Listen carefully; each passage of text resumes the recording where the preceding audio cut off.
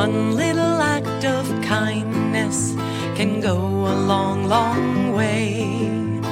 Two little acts of kindness can brighten anyone's day.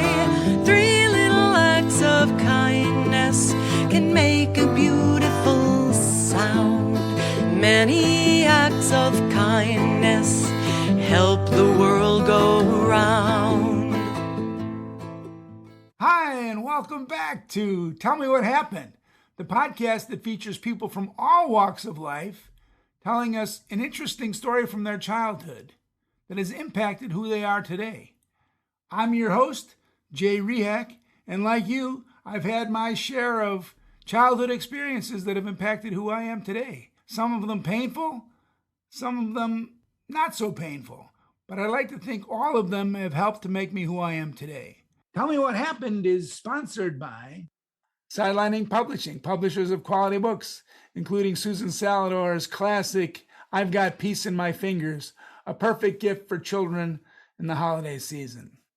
Tell Me What Happened is also sponsored by LaughSaver.com. Visit LaughSaver.com and record your laughter. We'll keep it for you now and forever. It's free, and your children and your grandchildren and your great-grandchildren will appreciate it and thank you for it. That's LaughSaver.com. Go on now and record your laughter. All right. Today I have as my guest a good friend of mine back in the days of the union, Chicago Teachers Union, Kenzo Shibata. Kenzo is working his way through a social worker program right now. He's currently a teacher, but he's going to be a social worker in a couple of years. As I said, he's a friend of mine. He actually helped me get elected in my pension days, but that's a whole nother story we'll tell another different time. So how you doing, Kenzo?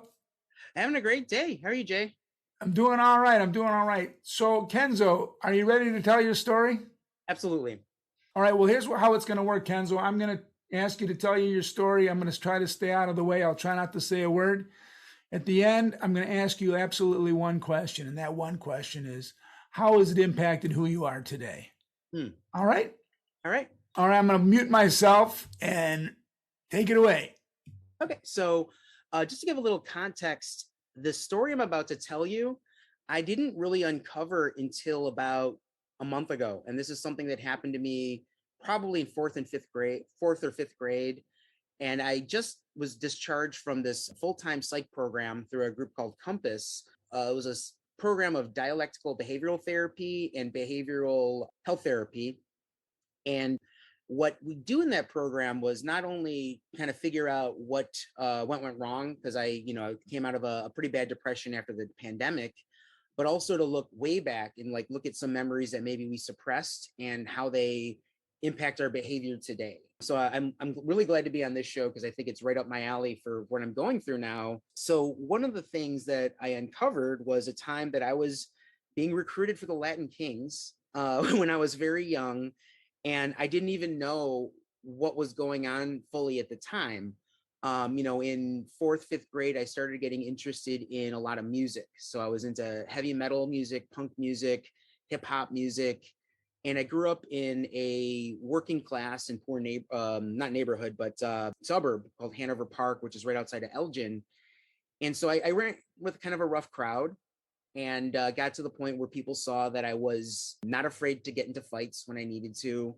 I won a lot of them, and I was a big kid. So some older kids in the neighborhood approached me about stealing some bikes. I guess they figured I would not be afraid to do it. And it scared the crap out of me because first of all, I didn't think it was right to steal other kids' bikes because kids need their bikes. I don't want anyone stealing my bike. I had a tire stolen once that really, made me feel sad. And it kind of ate me up inside because they were continuously bothering me. And these were older kids, but then, this is really creepy, but one of the kids had a girlfriend who was in my grade. And in school, she's like, so what's going on with those bikes? You're supposed to steal those bikes. And it was a particular brand they were looking for. I don't remember what it was. And I just said, I don't want to do it. I don't want to do it. And eventually I ran into one of the kind of leaders of this crew of kids. And, he said to me, so what's up? Are you going to do this? And I just looked him straight in the eye and I just said, I'm not, I'm not going to steal bikes. I don't feel like that's something I want to do. And I was fully prepared to get my butt kicked at that point because I figured they were going to take it that far. But I looked him straight in the eye the whole time. He very well may have seen the fear in my eyes. I don't know. But he just kind of patted me on the back and said, fine. And then just walked the other way. And they never bothered me again. And at that point, I made a decision. I was going to stop hanging out with, some of those kids. And I figured at that point, by really pursuing my interest in like punk music and heavy metal music, that would put me out of that lifestyle completely, because they didn't want to mess with people. They didn't want to like have people around them who had long hair and wore torn jeans and all that stuff. They all dressed very nicely and had very nice hairdos. So, pretty much all of those facts I always knew. Like that's a story that I was been able to tell my entire life. But through this program of therapy, we uncovered some more stuff about it.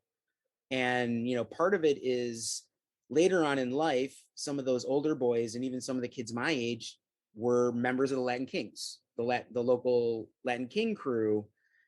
And it didn't occur to me at the time that they were recruiting me for what they're called the Pee-wee Kings, like the young kids that they kind of feel out to see whether or not they're going to elevate them to full status.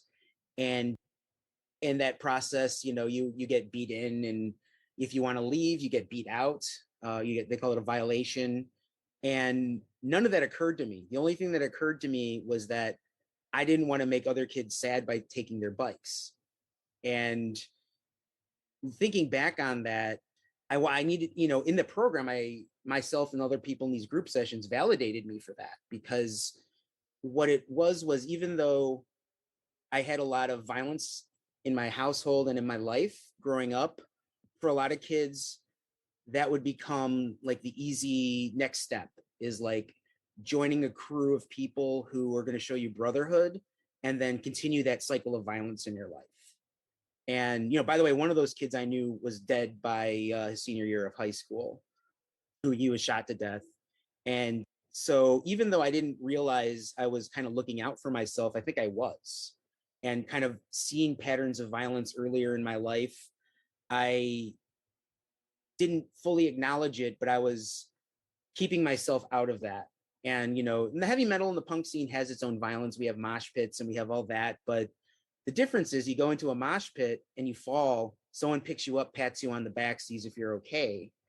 And, I had one instance where I ended up with 12 stitches in my head, but every band that was playing that night came to see if I was okay, and, autographed, my bandage and all that. And, I really felt like a brotherhood there, and no one was expecting me to steal bikes or do anything further to make my life difficult or other people's lives difficult.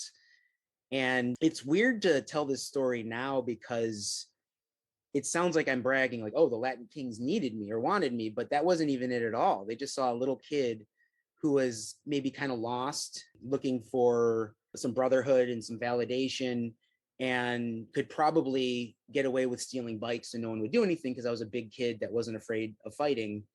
But I also think that looking that one kind of leader kid in the eye and being very straight with him helped me out a lot. Like at that point, I wasn't avoiding him. I wasn't showing weakness. It was like, I'm very strong in the fact that I don't want to be a part of what you're doing. And, it put me on a much better path, even though some people looked down on me because I had long hair and I wore like heavy metal shirts and all that. I was actually a good student. Mental health issues kind of made ups and downs later on. Like I'd have a straight A semester and then a straight C semester here and there, which now I used to really feel bad about myself because of that. And now being in therapy and now being on medication, I understand that my mood just wasn't regulated, and something could have triggered me that led me to like allow grades to drop. And, since then I've been just kind of on top of the ball with everything I'm doing. And that's why, I'm fully confident now. Well, grad school was, I took that very seriously. So I got really good grades there. And that was the first time in my life I was consistent with good grades. And now this social work program that I'm starting in the spring, I'm really excited about, because not only is it a career change, but it's another academic endeavor. And I love school. I mean, that's why I chose to be a teacher. I love being in school. I love learning. I love having classmates. I love the mentorship of teachers. In fact, this is a hilarious coincidence, is one of my former debate students is teaching at Northeastern, the school where I'm taking this program, and he teaches in my program.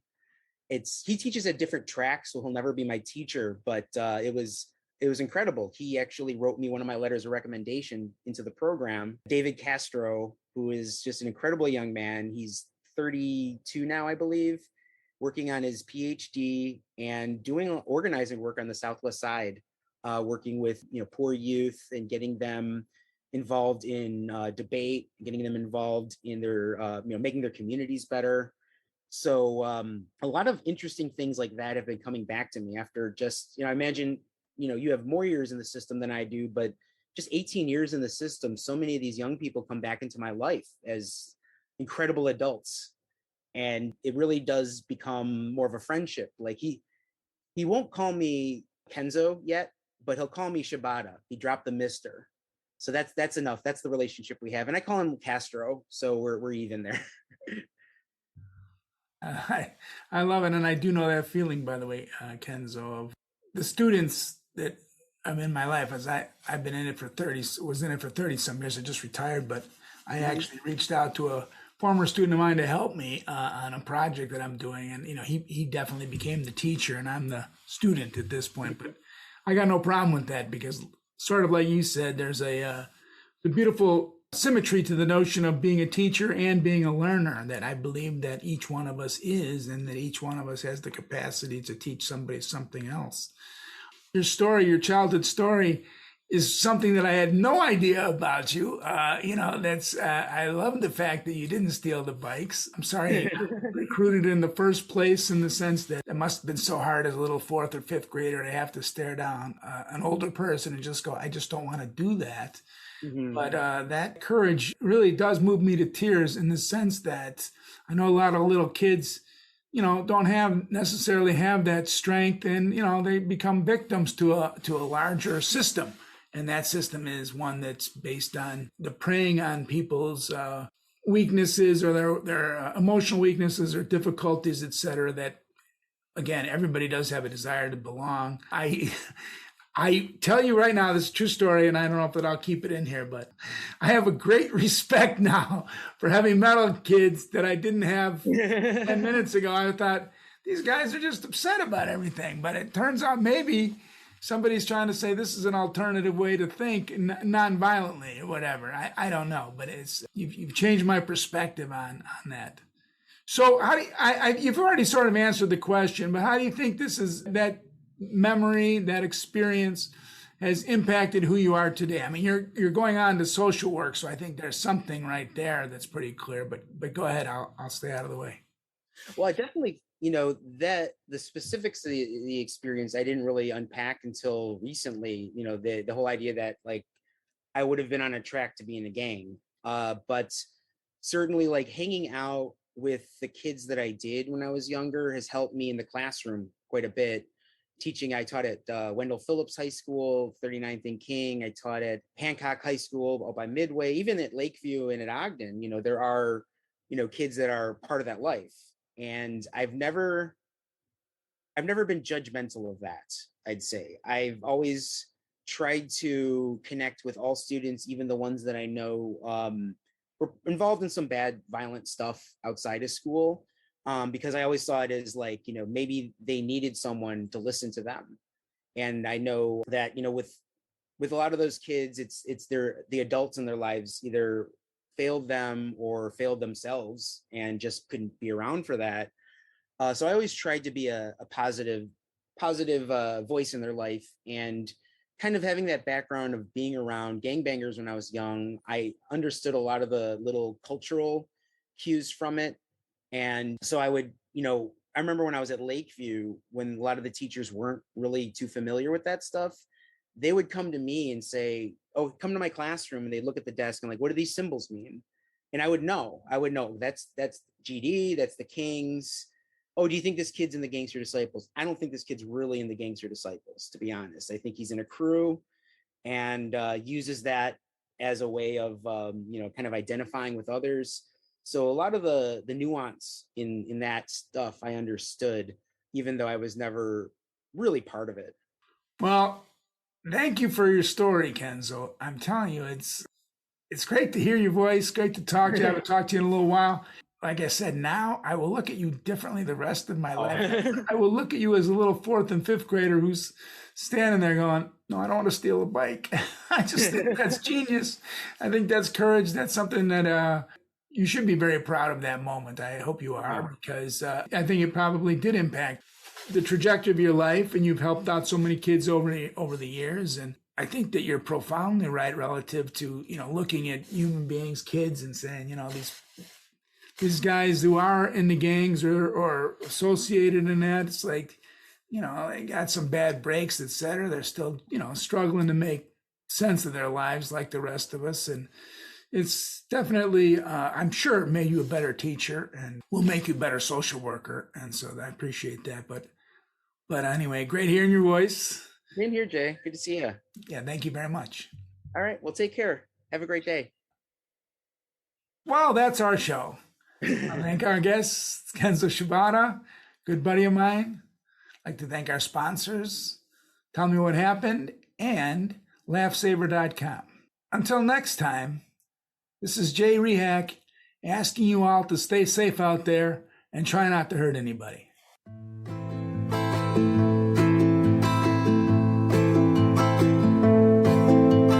One little act of kindness can go a long, long way.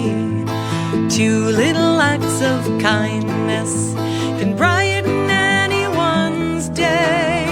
3 little acts of kindness can make a beautiful sound.